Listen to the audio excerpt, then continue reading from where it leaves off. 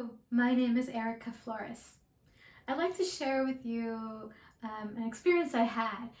The first time I met one of my nephews, I was living abroad and met him when he was around 3.5 years old.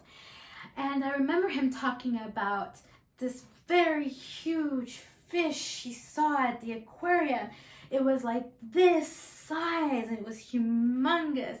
I was very impressed with his communication skills and with how he was describing his experience in the aquarium. And then he asked, but why did that fish get so big? How was it that he got that big?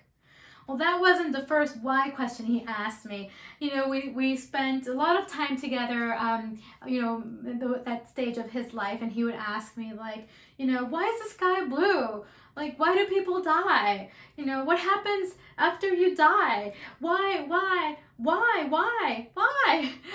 And this is a natural stage of children. Young children like to understand the why of things and how things work at a certain stage of their development. And this is part of cognition, developing cognition thinking skills. So I want to share with you some strategies on how can we support these cognitive or thinking skills in young children at home, because we know that thinking is what makes us really smart. So we really want our young children at home to be smart, right?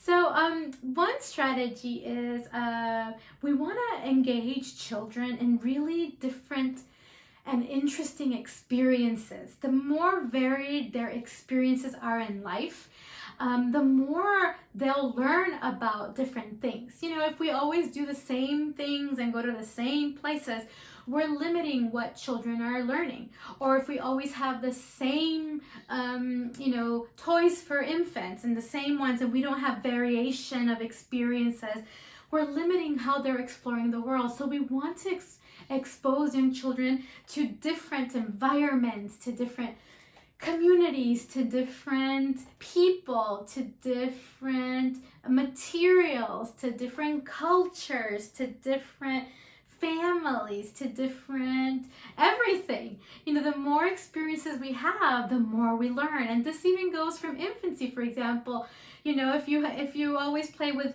a bowl of water with your infant and you splash that water, we'll bring in a new experience. Maybe bring in some ice and pour some ice in that water, and now the ice feels cold and you're like, whoa, the water is cold. Or maybe I can pour in some hot water and we can touch it, like, whoa, that water is hot now. And so that infant is experiencing different ways to see the world, and that is already prompting that cognitive development in young children. Then another strategy is to ask questions to young children about the interesting experiences that you're engaging with them in. So let's say that we decide to go out for a walk to the park with the children at home, and we have a 3-year-old, we have a 2-year-old, we have a 1-year-old at home, and we're suddenly looking at a butterfly, and a child says, look at that butterfly, that one's blue, and then another child says, but that one is yellow. I can ask them, well, why do you think there are butterflies with different colors? What could be the reason? What could make butterflies have different kinds of colors?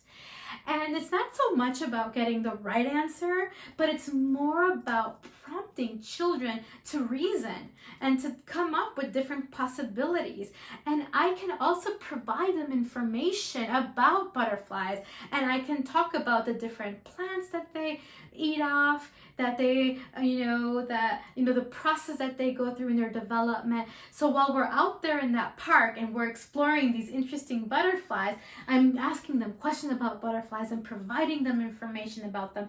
And this is really expanding that thinking, that cognition. So really providing information about these interesting experiences will help prompt them with that.